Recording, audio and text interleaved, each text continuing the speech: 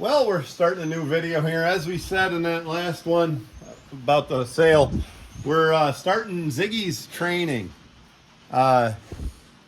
He's a coming 2-year-old. He'll be 2 June 3rd. A lot of people would call him a 2-year-old. I haven't really done much with him. He's got pretty good barn manners, and that's the absolute first step in training for me, is to make sure they have good barn manners. I clipped his mane. He actually did really well with that. He jumped a little bit once. I just stood back, and then he calmed down, and zoom, we clipped his mane. Got his ears a little bit. He did terrific. Very sensible young boy. Brushed him off, and he's got a lot of fertilizer on him, but that came off pretty well. And so when I say we're starting to train him, don't expect this video to see him hooked to anything or hooked with another horse or anything like that. We're going to harness him. That's all we're going to do today. We're going to fit a harness to him. We put the collar on him. He accepted the collar really well. He's a very sensible boy. Let's look at his head. He's got a great swirl. I put a little stock in the horse's swirls. He's got a really smart, sensible swirl right here. He actually has 2 swirls, one here. They're both in a pretty good place. I've never had a 2-swirled horse before. Some people told me they could be a little bit bipolar, but I haven't seen it. This guy's rock steady. If you want to see bipolar, who do you look at, Nick? Well, I thought you were going to say me.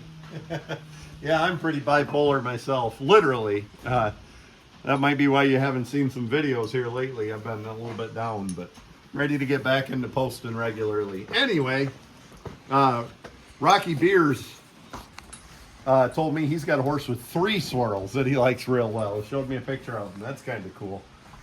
But anyway, I think those swirls represent his intelligence and his demeanor pretty well. We put this collar on him. It is, I don't know what size. Not a real big one because he's young. Maybe a 23-inch collar. I like the way this horse is built. I don't want a huge neck and a big major front end on a horse. I like the rear end. I agree with Gerald Allebeck that the job of a front end is to get out of the way of a rear end. And I agree with that. And this horse, he's got the frame to get a big old Kardashian butt on him. You know, got good croup, good length of hip here. You know, I could see that filling out with muscle.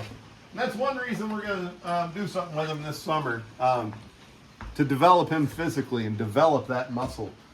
I don't know what we're going to do with him this summer. Drive him on an empty sled. I might even do some plowing. Maybe we'll put him with a couple other horses and put 3 on the walk and plow.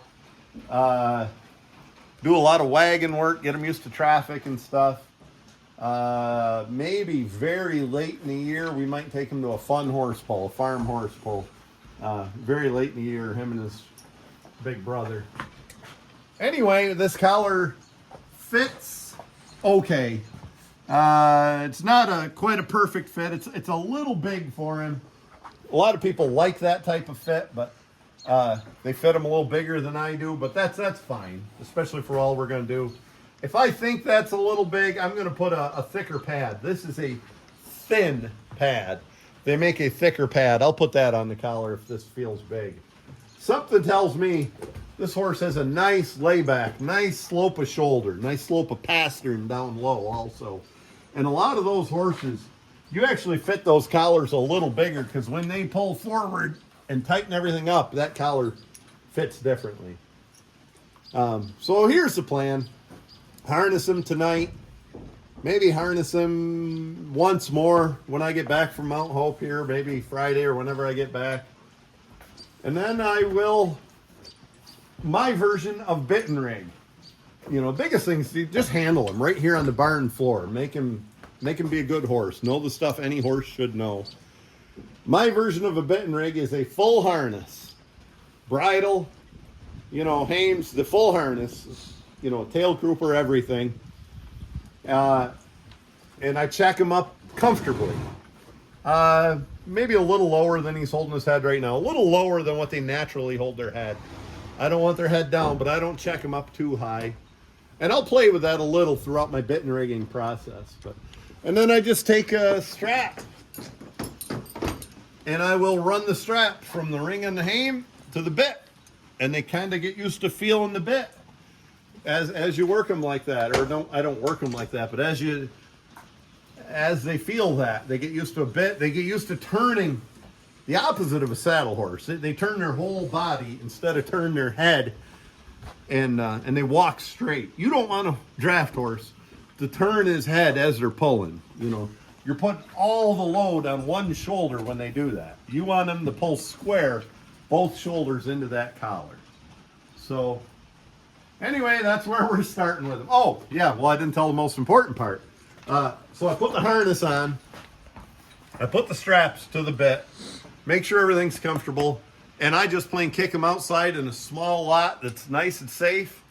And I watch them for a little bit. And if everything looks good, I'll leave them an hour. If everything's real good, I'll leave them an hour and a half. And I do that a little longer each day.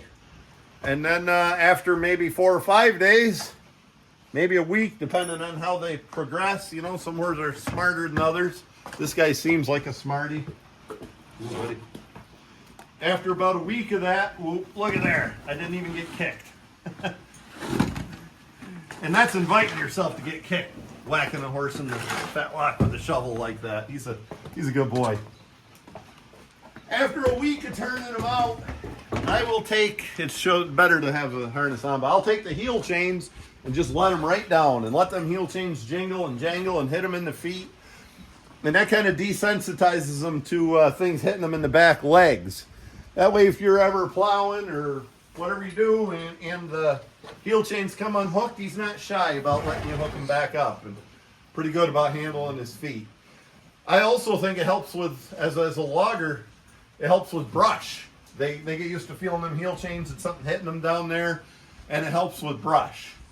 So I'll bit and rig most horses between a week and 10 days. That idiot there took 2.5 weeks.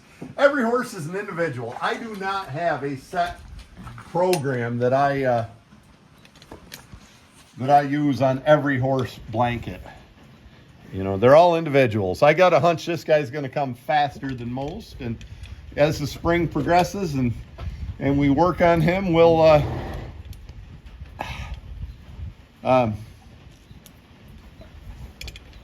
keep posting his progress. We'll keep making videos about every step of his progress. Next step after bit and rig, and I don't do near as much of this as I used to because the bit and rig really helps. I line drive him single. I'll line drive him single, I don't know, 3 times maybe. Hour a piece, hour and a half. I extend it a little bit each time as they get used to it. And from there, maybe I'll drive him single on something small, like a tire, something he can handle. And then I hook him as a team. So within 2.5 weeks, I'll be hooking him as a team. I know some people do it day one. My dad used to. My dad had damn good results doing that. But I think it's a more thorough training if you do it incrementally, step by step, and you don't introduce them to too much at once. Let them get used to things little by little, not all at once.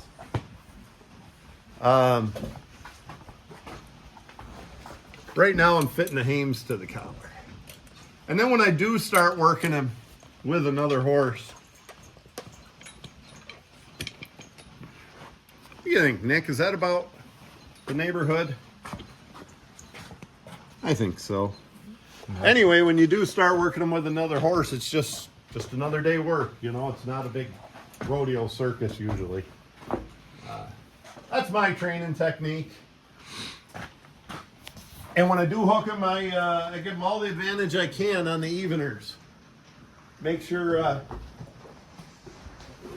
your young horse is doing less work than your older horse. And, you know, I don't want to overwork him. And then slowly we develop him into a working animal.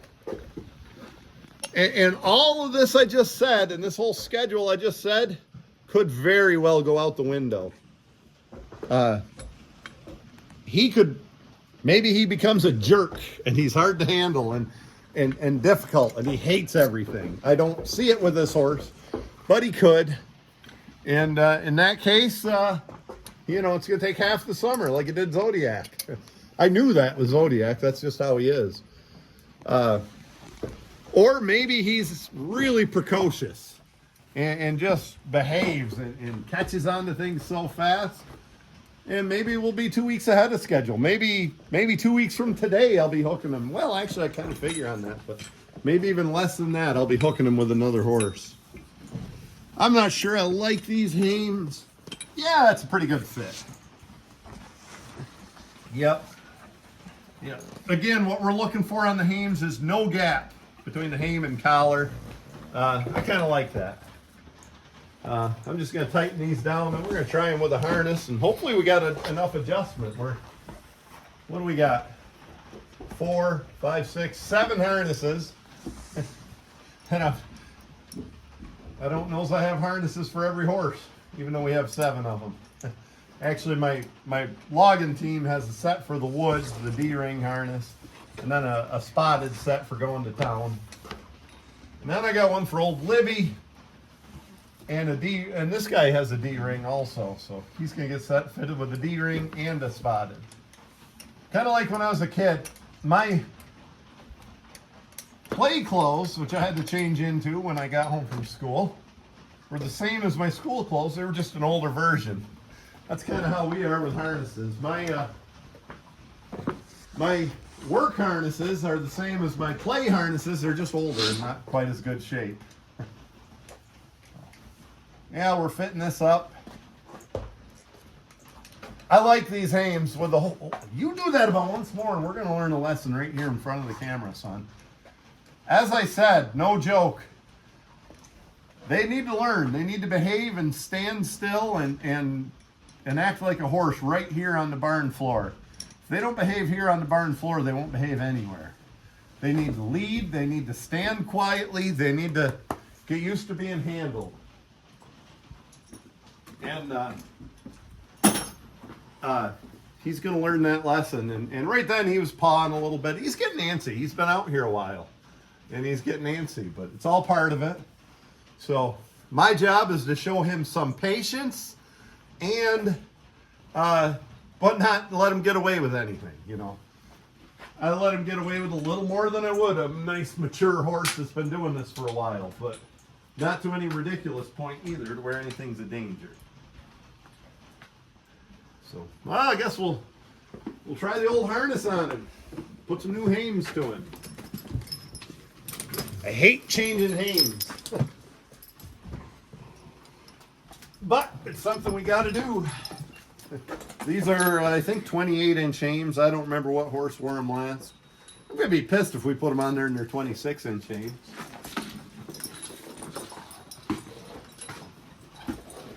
I do everything from the left of a horse to a certain degree. But that's how my harnesses are buckled anyways, to the left of a horse. Oh, I know what I was talking about. Sometimes I talk in circles. And anybody that knows me will have to bear with me and can verify that, but you folks will have to bear with me. Crap, I think these already were 26-inch hames. They were. All we got to do is adjust that. So, these hames are a newer style. I think maybe the new farm hames have it. Definitely the Pullen hames. And if you look from this view, they have 5 vertical holes up and down. And you need to find the hame fit for those holes. You put them in there and it's not going to slide up and down, and you can really get a hame fitted well with those. I really like those. The old-fashioned style, I'm sure I have some of them in the dark here. Well, the oldest fashioned that I have is the aluminum hames, and that slides up and down. I've got a farm hame here somewhere. Here we go. So he's a good sized colt. He's starting right out in a 26-inch hame. A lot of my young ones start with 24-inch hame. This is the old style hame. And they're good. You just have to watch it. This elevator does not slide up and down. I was working with somebody the other day. He had the left side all the way up and the right side all the way down. And you working the horse hard enough, you can cause an injury doing that. Maybe I'll insert a picture right here of that. I shouldn't pick on anybody, but it happened. So if you catch me doing something stupid, you can pick on me. And truth of the matter is, I'm doing something stupid right now. I just adjusted those other hames for this collar, and it turns out this harness already had 26-inch hames. So doing the same job twice.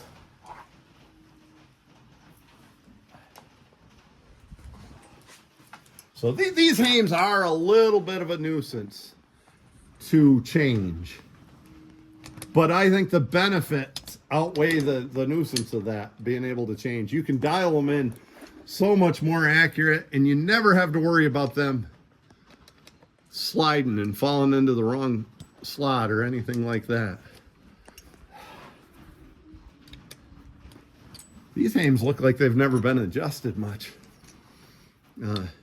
Generally, I don't. Generally, I like a 26-inch hame on a 26-inch collar. 28-inch hame on a 28-inch collar. A lot of people go like they want a 26-inch hame on a 24-inch collar or something like that. And I personally don't. I like them in this top notch. That's what I'm trying to say.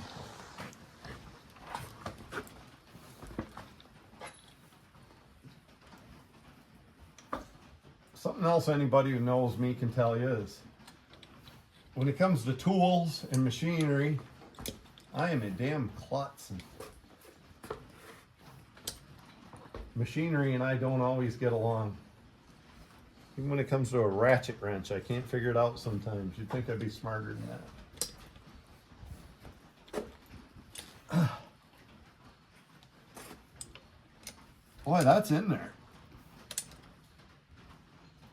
All right, we may have to shut the video off and go find some tools. Ooh,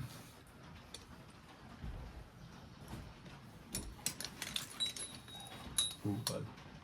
He's being a pretty good boy, being patient through all this. He's never been handled a lot. He gets led to and from pasture. I think he went somewhere one time to get his feet trimmed.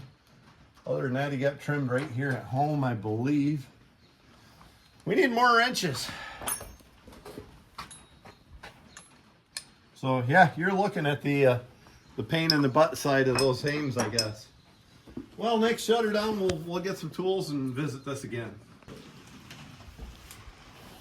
All right, well, when we last left you, isn't that what they used to say in Fat Albert? Think so. That'd be a retro cartoon for you. We were harnessing this boy. I found the right wrenches. I got these adjusted. I like the hame fit here. This harness is going to run pretty big on him. And it'll be shocking how quickly he grows into it. But I'm going to pull this britchin down and put his tail crooper on. And you're going to see why it's one step at a time. See that? Slow and careful. He's not sure he likes that feeling. And that's what this is all about. Getting him used to this kind of feeling. Just get them used to being harnessed. That's why I bit and rig, and I harness them. Full harness for a bit and rig in my style. That way they get used to the collar, the harness, it being put on them. They get used to everything incrementally, step by step. Instead of all of a sudden one day they're wearing a harness and going to work same day. So this harness will work. You'll hook the belly band here if I can get this guy's fat butt out of the way. Hey, boy. Get up. Work.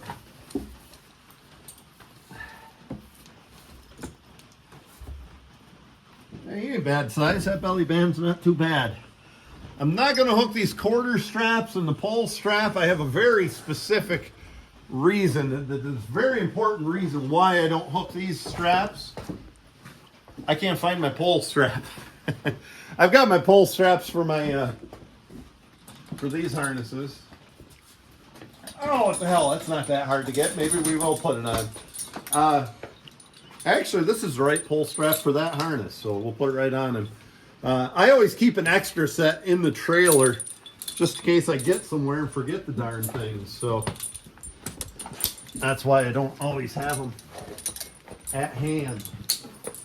So I like a chain strap here. For one, they're pretty darn durable. There we go. And I have no idea where, but that looks really long. The chain strap is pretty durable, and it gives a little play back and forth if the neck yoke was to sway. And as opposed to everything being stiff, that moves the whole collar. But since that slides, it gives a little play. So I'll hook these quarter straps. We'll be a little careful here. Really no issue. To be honest with you, the first time, I'll get her next. First time I hooked that belly band, or pulled the britchin down, he was a little funny, but just take it easy with him. That's good. Suppose I could tighten these a little. Worst part is I'm not sure what horses are going to work this spring. We might end up putting this harness on a different horse after we go through all this adjustment. There we go.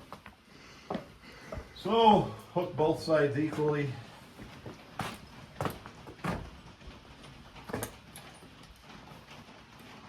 I always do a little too much. And right now he's harnessed and he's comfortable in that harness. He's all right. He's no problem with me throwing that harness on. No problem buckling it. He was a little funny with this step. So therefore, let's do it again. Let's pull this right down. Just get him used to it. You know, do a little of that every day. Pull on this. Get him used to it. Desensitized is the word these horse whisperer guys use. I'd kind of like to raise that britchin. I don't have any adjustment left. Maybe I'll just knock these spots right off and raise that britchin up. I like the britchin to be about the point of their butt that travels the least. This hangs a little low, but I'll definitely raise it before we hook them to a tongue. I just said I tend to push things a little too far, and I think I'm going to push things a little too far tonight. I'm going to bridle this dude. I'm not sure today's the day to do it. He's getting used to a lot of new things, and he's been out here on the barn floor for a good while, but let's see what he thinks of it. And of course I'm in a bad position, and I got a big horse's ass in my way. I will absolutely put the bridle on over the halter here to start with. In all likelihood, I'll probably leave it that way for a little while till he's pretty trustworthy. Then I'll start taking it off. That was no issue. This is a good, sensible young horse. I like everything nice and neat. I'll put it right through there. I think I could tighten up that check quite a lot and still have it comfy.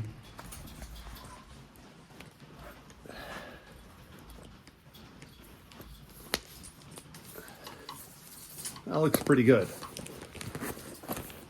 There we go. So he's checked, but he's checked very loose. I just let him stand on the barn floor and feel that. When I actually start bit and rigging him and start driving him, he will only have one bit, unless he's one of them that hangs on the check. But look how nice and loose that check is. That's really not doing much. But would you get your ass out of the way? So there, we've harnessed a horse. We have started to train Ziggy. Good looking horse in that harness too, isn't he? Mm-hmm. And because I'm a horseman, I think everybody knows what I'm going to do next. I'm going to get his little brother Zodiac, his big brother Zodiac out, and we'll stand the two side by side and see how they look. I can tell you, Brant, they look dirty. Yeah, they look dirty, Sweet.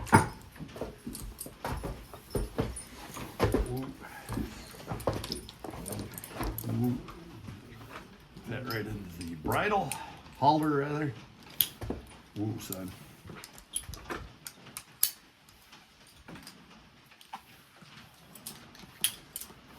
Zodiac's a prettier horse, but I think Ziggy's a better horse. Ooh. What do you think? Do they look like they'll make a team? Yeah, very much.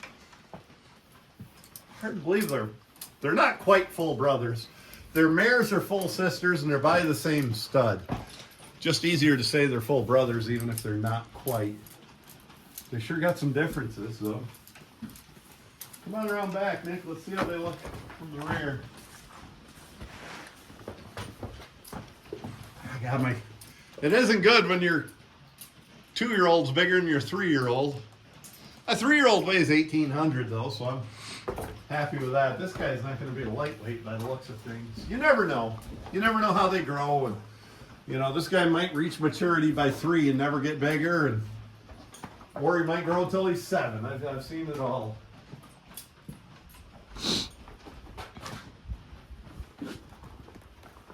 There we are. Ooh. I like that team. They don't match for color, but we get them broke and stepping along good and acting good, and we're going to have us a nice team of horses. Something to be proud of. Guess what, Nick? What? That's the team you're going to be driving at the polls someday. Yeah. Maybe even winning with them someday. Long time in the future, but back.